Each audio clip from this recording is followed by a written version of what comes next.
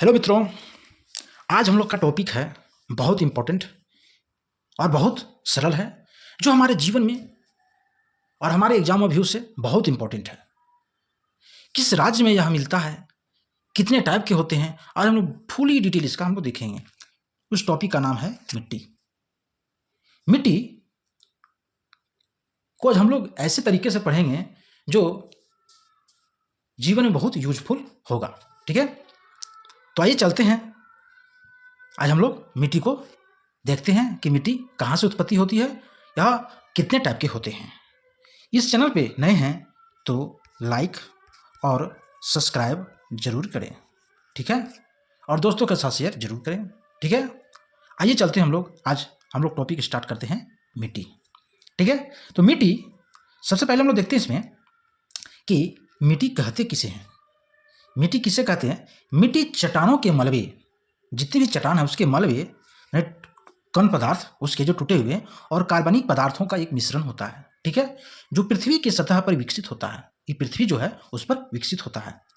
खनिज कण, हुमस, पानी और हवा मिट्टी के घटक हैं, माने इससे इनका एक उपकरण है मिट्टी बनने का, ठीक है। तापमान में परिवर्तन, बहने की पानी की क्रिया, हवा, ग्लेशियर और अपघटनकर्ताओं को की गतिविधियों जैसी प्राकृतिक की विभिन्न शक्तियां मिट्टी के निर्माण के योगदान करता है। मतलब अगर निर्माण कैसे होता है, पानी अगर पत्थर अगर इतना बड़ा है तो 5 साल 10 साल के बाद यह पत्थर आधा हो जाएगा, ठीक है।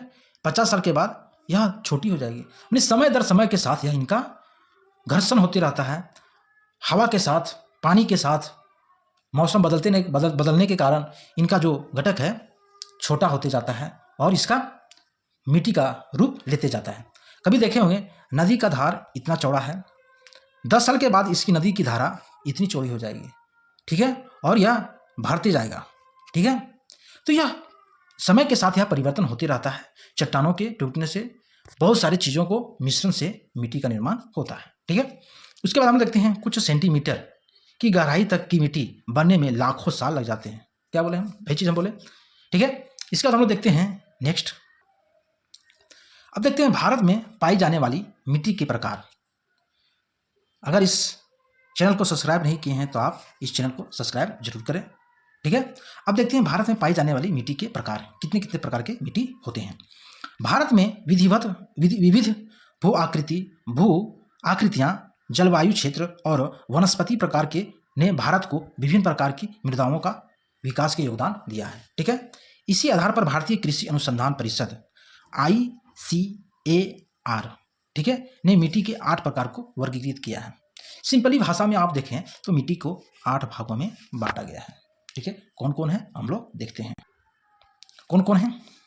जलोढ़ मिट्टी, लाल मिट्टी, काली मिट्टी जिसे हम लोग रेगुर मिट्टी भी बोलते हैं, रेगिस्तानी मिट्टी, लेटेराइट मिट्टी, पर्वतीय मिट्टी, क्षेत्रीय मिट्टी, क्षारीय मिट्टी और दलदली या कीचड़ युक्त मिट्टी, ठीक है। यहाँ पे 8 टाइप के मिट्टी होते हैं, ठीक है। इसको हम लोग 1 बाय 1 करके हम लोग पढ़ेंगे और डिटेल में पढ़ेंगे, ठीक है, डिटेल में पढ़ेंगे। ध्यानपूर्वक वीडियो देखें और लाइक जरूर करें, ठीक है। अब चलते हैं हम लोग 1 बाय 1 करके हम लोग पढ़ते हैं। तो हम लोग यहाँ पे है जलोढ़ मिट्टी, पहला जलोढ़ मिट्टी था। अब हम लोग पढ़ेंगे जलोढ़ मिट्टी के बारे में। भारत में जलोढ़ मिट्टी मुख्य रूप से इंडो गंगा ब्रह्मपुत्र मैदानों में, नर्मदा ताप्ती की घाटियों पे और पूर्वी और पश्चिमी तटीय मैदानों में पाई जाती है। यानी सिंपली भाषा में बोला जाए कि जो गंगा नदी तंत्र है और ब्रह्मपुत्र नदी तंत्र है, ये यूपी, बिहार, असम, मेघालय, ये सब क्षेत्रों में गंगा नदी और ब्रह्मपुत्र नदी का मिलाव है, ठीक है। और नर्मदा ताप्ती ये गुजरात, महाराष्ट्र, मध्य प्रदेश, बिहार, ये सब घाटियों की और पूर्वी और पश्चिम भारत के तटीय मैदानों में पाई जाती है। कौन सी मिट्टी? जलोढ़ मिट्टी, ठीक है। ये मुख्य रूप से हिमालय से लाए गए मलबे और पीछे हटते हुए समुद्र द्वारा छोड़ी गई गाद से बने होते हैं, ठीक है। क्योंकि पूर्वी और पश्चिमी में क्या होता है, समुद्र हम लोग का है, एक तरफ बंगाल की खाड़ी और एक तरफ हिंद महासागर, ठीक है। यह भारत का सबसे बड़ा मृदा समूह है। यानी बोला जाए कि भारत में सबसे अधिक किस मिट्टी का वर्चस्व है, माने अधिक है, तो वो जलोढ़ मिट्टी, ठीक है, जो कुल क्षेत्रफल का लगभग 46% माने 46% कवर करता है और भारतीय आबादी में 40% से अधिक लोगों का भरण पोषण करता है। तो हमारे लिए बहुत इंपॉर्टेंट बन जाता है जलोढ़ मृदा। क्यों?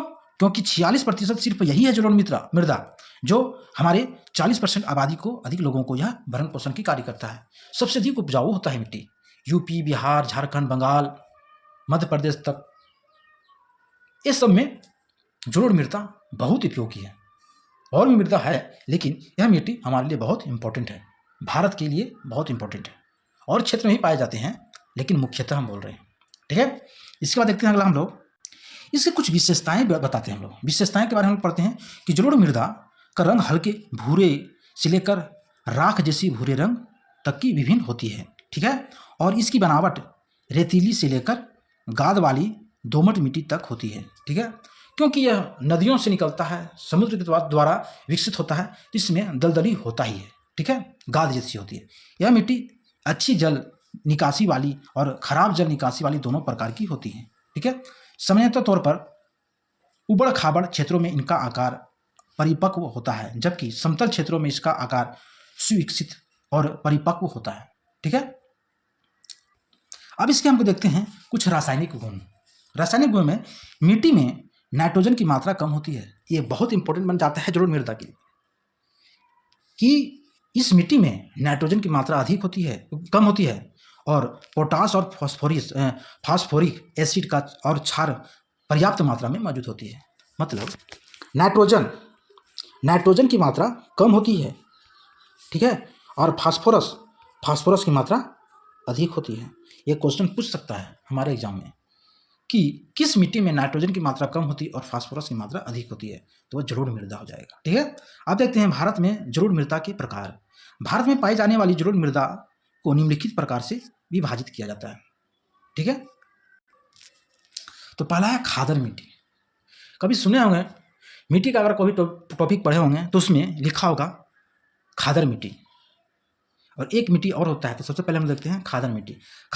की मिट्टी निचले इलाकों में पाई जाती है और बरसात के मौसम में अक्सर बाढ़ का जल जमा हो जाती है, ठीक है, खादर मिट्टी की।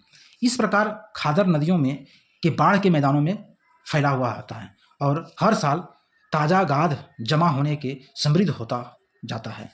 शुष्क क्षेत्रों में यह खारे और क्षारीय जलप्रपातों के फैलाव को प्रदर्शित करता है, जिन्हें स्थानीय रूप से रेह, कल्लर या थुर के नाम से जाना जाता है। यह खादर मिट्टी की पहचान है, ठीक है। अब देखते हैं भांगर मिट्टी की पहचान। खादर मिट्टी की पहचान तो हमने देख ली। अब भांगर मिट्टी की पहचान देखते हैं। यह बाढ़ के स्तर के ऊपर होता है, ठीक है। ये आमतौर पर जल निकासी अच्छी होती है, उसमें खराब होती थी, लेकिन इसमें अशुद्ध कैल्शियम कार्बोनेट के कंकर मौजूद होते हैं। मिट्टी में की बनावट दोमट से लेकर चिकनी दोमट तक भिन्न होती है। यह अच्छी जल निकासी वाली मिट्टी होती है और गेहूं, चावल, मक्का, गन्ना, दाल, तिलहन, बरसीन, फल और सब्जियों खेती के लिए उपयुक्त होती है, ठीक है। तो हम लोग यहाँ देखें भांगर मिट्टी, इसमें जलोढ़ मिट्टी हुमस और फास्फोरस एसिड और चूना और कार्बनिक पदार्थ से भरपूर होती है, हालांकि इसमें पोटास की कमी होती है, ठीक है। अब यहाँ पे हम लोग देखें कौन कौन सी मिट्टी, जलोढ़ मृदा में हम लोग दो प्रकार की मिट्टी देखें, ठीक है। कौन कौन? एक खादर और एक भांगर। ये दो इंपॉर्टेंट है हमारे दोमट मिट्टी के लिए, ठीक है। इसमें भांगर में यह खेती के लिए बहुत उपयोगी मिट्टी होता है, और खादर हो गया हमारे लिए नुकसानदेह होता है, इसलिए खादर मिट्टी और भांगर मिट्टी के बारे में हम लोग देखें, ठीक है। अब इसके बारे में हम लोग कुछ और देखते हैं कि निम्नलिखित सर्वोत्तम कृषि योग्य मिट्टी कौन है। इनमें हिमालयी चट्टानों से प्राप्त विभिन्न प्रकार के लवण पाए जाते हैं, ठीक है, दोमट मिट्टी, जलोढ़ मिट्टी से। ये हल्के एवं छिद्रयुक्त होते हैं, इसमें इन्हीं आसानी से जोता जा सकता है। जलोढ़ मिट्टी जो आसानी से हम जोत सकते हैं, खोद सकते हैं, वो आसानी से फल भी पैदा कर सकता है, ठीक है। इसीलिए अधिक क्या उपयोगी होता है, अधिक उपजाऊ होता है, अधिक पीड़ादायी नहीं होता है। उच्च जल स्तर और आसानी से पारगम्य जल स्तर के कारण यह नहर सिंचाई के लिए उपयुक्त होता है, ठीक है। क्योंकि इसमें जल सोखने की शक्ति कम होती है, हुमस इसमें पाया जाता है, इसीलिए यह खेती के लिए बहुत उपयोग होता है। ठीक है, हम लोग यहाँ तो देखें जलोढ़ मृदा के बारे में। अब हम लोग अगला देखते हैं। अब देखते हैं लाल या पीली मिट्टी। लाल मिट्टी कहें या पीली मिट्टी कहें, दोनों एक ही है। ठीक है, ये मुख्य रूप से प्रायद्वीपीय भारत के प्रायद्वीपीय दक्षिण भाग के तमिलनाडु से लेकर उत्तरी भाग में बुंदेलखंड तक और पूर्वी में राजमहल से लेकर पश्चिम कठियावाड़ा और कच्छ तक पाए जाते हैं। कहा जाए तो विभिन्न प्रकार के भारतों में यह पाया जाता है मिट्टी। ठीक है, ये मिट्टी पश्चिम तमिलनाडु, कर्नाटक, दक्षिण महाराष्ट्र, आंध्र प्रदेश, छत्तीसगढ़, झारखंड, उड़ीसा के इलाकों में यह, और बुंदेलखंड, मिर्जापुर, सोनभद्र जो उत्तर प्रदेश में है, वो बांसवाड़ा, भीलवाड़ा और उदयपुर राजस्थान के में बिखरे हुए हैं। ठीक है, विभिन्न क्षेत्रों में हम लोग देख लें कहाँ कहाँ लाल मिट्टी या पीली मिट्टी पाई जाती है। ठीक है, अब हम देखते हैं लाल मिट्टी या पीली मिट्टी की विशेषताएं क्या होती है इसका। ये भारत के कुल भौगोलिक क्षेत्र में लगभग 18% में यह पाया जाता है। हम लोग देखें जलोढ़ मृदा में कितना 46%, और लाल या पीली मृदा 18.5%, यानी 18.5% कवर करता है। ठीक है, और इसमें फेरिक ऑक्साइड की उपस्थिति के कारण इसका रंग मुख्य रूप से लाल होता है। अब ये भी इंपॉर्टेंट बनता है कि लाल मृदा किसकी उपस्थिति के कारण इनका रंग लाल होता है, तो फेरिक ऑक्साइड के कारण इसका रंग लाल होता है। ठीक है, सामान्यतः ऊपरी परत लाल रंग की होती है, जबकि निचले या क्षितिज पीले रंग की होती है। इसीलिए लाल एवं पीली मृदा इसे बोला जाता है। ठीक है, और इसकी बात किया जाए कि पानी मिलने पर मिट्टी पीली दिखाई देती है। ठीक है, लाल मिट्टी की बनावट रेतीली से लेकर चिकनी और दोमट तक विभिन्न होती है। ठीक है, इसकी अन्य विशेषताएं में छिद्रयुक्त और भंगुर संरचना, चूने, कंकड़, कार्बोनेट की उपस्थिति और घुलनशील लवणों की कम मात्रा होती है। ये मुख्यतः कम वर्षा वाले क्षेत्र में पाए जाते हैं। ठीक है, जहाँ पे अधिक वर्षा होगी यहाँ पे यह मिट्टी नहीं पाई जाती है। ठीक है, अब इसके हम कुछ रासायनिक गुण देखते हैं लाल एवं पीली मृदा का। ठीक है, इस मिट्टियों में आमतौर पर चूना, फास्फोरस, मैग्नीशियम, नाइट्रोजन, ह्यूमस और पोटास की कमी होती है। ठीक है, इसमें तीव्र रिसाव के इसके लिए महत्वपूर्ण खतरा पैदा करता है। ठीक है, इसमें अगर इस मिट्टी में तीव्र रिसाव होता है, मतलब इसे पानी रुकता ही नहीं है, रिसाव तुरंत हो जाता है। इसकी इलाकों में यह पतली या खराब, बंजरीदार या रेतीली या पथरीली या छिद्रयुक्त होती है और इसका रंग हल्का होता है। ठीक है, हालांकि निचले मैदानों, इलाकों और घाटियों में यह समृद्ध गहरे रंग की उपजाऊ दोमट मिट्टी होती है। ठीक है, अब महत्वपूर्ण फसलें इसके बारे में देखते हैं कि लाल मृदा या पीली मृदा में कौन कौन सी फसलें होती है। जिस स्थानों पर सिंचाई के लिए पानी उपलब्ध है वे गेहूँ, कपास, दालें, तंबाकू, बाजरा, तिलहन, आलू फसलें बागों के लिए समर्पित है। ठीक है, अब हम लोग देखते हैं रेगिस्तानी मिट्टी। रेगिस्तानी मिट्टी, यह मिट्टी शुष्क और अर्ध शुष्क परिस्थितियों में विकसित होती है। ठीक है, और इसका मुख्य रूप से हवा द्वारा जमा की जाती है। ये मुख्य रूप से राजस्थान, अरावली पर्वतमाला, पश्चिमी उत्तरी गुजरात, सौराष्ट्र, कच्छ, हरियाणा और पश्चिमी भागों में और पंजाब के दक्षिणी पश्चिमी भागों में यह पाया जाता है। कौन सी मृदा? रेगिस्तानी मृदा। क्यों राजस्थान में इसका बहुलता से पाया जाती है? क्योंकि रेगिस्तानी मिट्टी मतलब रेगिस्तान, तो थार रेगिस्तान हम लोग को है राजस्थान में, इसीलिए राजस्थान के जो सटे हुए इलाके अधिकतर वहीं पाए जाते हैं। मरुस्थलीय मिट्टी के रासायनिक गुण, इसे मरुस्थलीय मिट्टी भी बोला जाता है, रेगिस्तानी मिट्टी भी बोला जाता है। तो मरुस्थलीय मिट्टी के कुछ रासायनिक गुण हम लोग पढ़ते हैं। ये कुल भौगोलिक क्षेत्र के लगभग 4.4% मैंने 4.4 हिस्से की कवर करती है। ठीक है, हम लोग सबका कवर कर देख रहे हैं, लाल मिट्टी देखें, जलोढ़ मृदा के देखें और रासायनिक गुण इसका मरुस्थलीय मिट्टी को हम लोग देखें तो 4.4% इसका हिस्सा भारत का कवर करता है। रेगिस्तानी मिट्टी रेतीली से लेकर बजरीदार होती है। ठीक है, जिसमें कार्बनिक पदार्थ कम होते हैं और नाइट्रोजन कम होता है। कार्बनिक जो पदार्थ होती है कम होता है, नाइट्रोजन कम होता है और कैल्शियम कार्बोनेट का प्रतिशत भिन्न भिन्न प्रकार की होती है। इन मिट्टियों में घुलनशील लवण का प्रतिशत अधिक होती है, लेकिन इसमें नमी की मात्रा कम होती है और जल धारण करने की क्षमता बहुत कम होती है।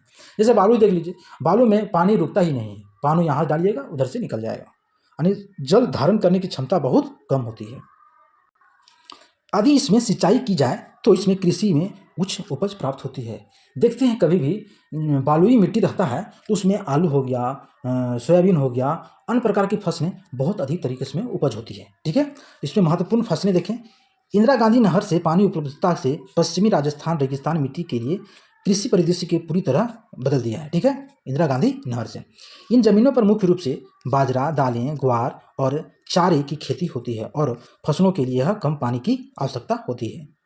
इसकी मुख्य फसल की बात किया जाए तो मुख्य फसल में चावल हो गया, रागी हो गया, गन्ना हो गया, काजू हो गया, इसके प्रमुख उत्पादन के चीज़ें। ठीक है, कौन? मरुस्थलीय भूमि में, मरुस्थलीय मिट्टी में। ठीक है, खासकर राजस्थान के इर्द गिर्द में। ठीक है, हम लोग नेक्स्ट मृदा देखते हैं। अब देखते हैं हम लोग पर्वतीय मृदा। भारत में कुल भौगोलिक क्षेत्र का लगभग 3.7% क्षेत्र में यह पर्वतीय मृदा पाई जाती है। ठीक है, मिट्टी में लाल रंग लौह ऑक्साइड की उपस्थिति के कारण होता है। इसमें लौह ऑक्साइड की मात्रा के अधिक कारण इसमें लाल रंग होता है। ऊपरी इलाकों में की मिट्टी आमतौर पर निचले इलाकों की मिट्टी की तुलना में अधिक अम्लीय होती है। इन मिट्टियों में लौह और एल्युमिनियम प्रचुर मात्रा में पाए जाते हैं। अब बोला जाए इसमें पर्वतीय मृदा में लौह और एल्युमिनियम की मात्रा प्रचुर मात्रा में पाई जाती है, लेकिन इसमें नाइट्रोजन, पोटासियम, चूना और कार्बनिक पदार्थ की कमी होती है। ठीक है, हालांकि इसकी प्रजनन क्षमता कम होती है, फिर भी खाद डालने पर यह अच्छी प्रतिक्रिया देती है। ठीक है, यह उपजाऊ के लिए बहुत कम है, लेकिन यह खाद और इसमें मतलब कि एक्स्ट्रा इसमें कुछ खाद डालने से इसमें उपजाऊ अधिक होती है। ये मिट्टी मुख्य रूप से पठार के ऊंचे इलाकों में पश्चिमी घाट, पूर्वी घाट, राजमहल पहाड़ी, सतपुरा, विंध्य, उड़ीसा, छत्तीसगढ़, झारखंड, पश्चिम बंगाल, असम की उत्तरी कछार पहाड़ियों में और मेघालय के गहरे गारो पहाड़ी में पाई जाती है। ठीक है, याद रखें ये सब स्थिति को। अब हम लोग देखते हैं लवणीय और क्षारीय मृदा। ठीक है, खारी मिट्टी में सोडियम क्लोराइड और सोडियम फॉस्फेट की उपस्थिति प्रमुख विशेषता होती है।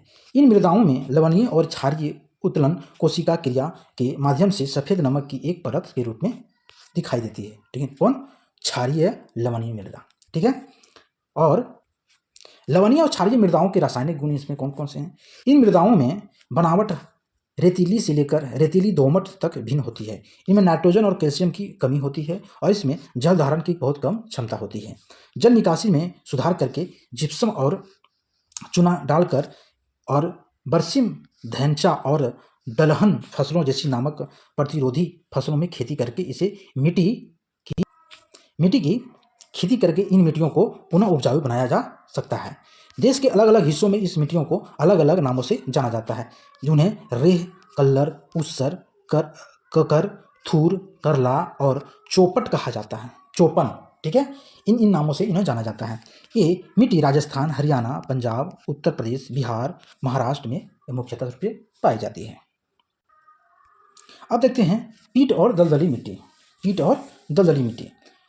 पीट युक्त मिट्टी उन क्षेत्रों में पाई जाती है जहां भारी वर्षा होती है। ठीक है, यह पर्याप्त जल निकासी की व्यवस्था नहीं होती है। यह खेती आमतौर पर बरसात के मौसम में पानी में डूबे रहने और इसमें चावल की खेती के लिए जानी जाती है। कौन सी मिट्टी? पीट मिट्टी या दलदली मिट्टी। नाम से ही स्पष्ट है, इसमें क्षेत्र में यह पानी ही रहेगा तभी यह मिट्टी प्राप्त होगी। पीट और दलदली मिट्टी के रासायनिक गुण कौन कौन से हम लोग देखते हैं। इन मिट्टियों में कार्बनिक पदार्थ की प्रचुर मात्रा में होती है और यह अधिक खारी होती है, लेकिन इसमें फास्फोरस और पोटास की कमी होती है। ये मुख्य रूप से केरल के कोट्टायम और अलायुपुच्छा जिलों में के कुछ हिस्सों में सुंदरबन डेल्टा में पाए जाते हैं। ठीक है, यह निचले हिस्सा और या पश्चिम बंगाल के कुछ हिस्सों में पाई जाती है।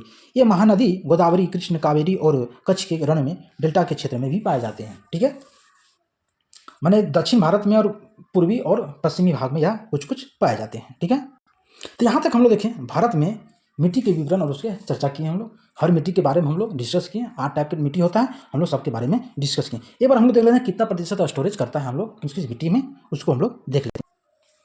अब देखते हैं जलोढ़ मृदा जो 40 से 43% कवरेज करता है प्रतिशत में।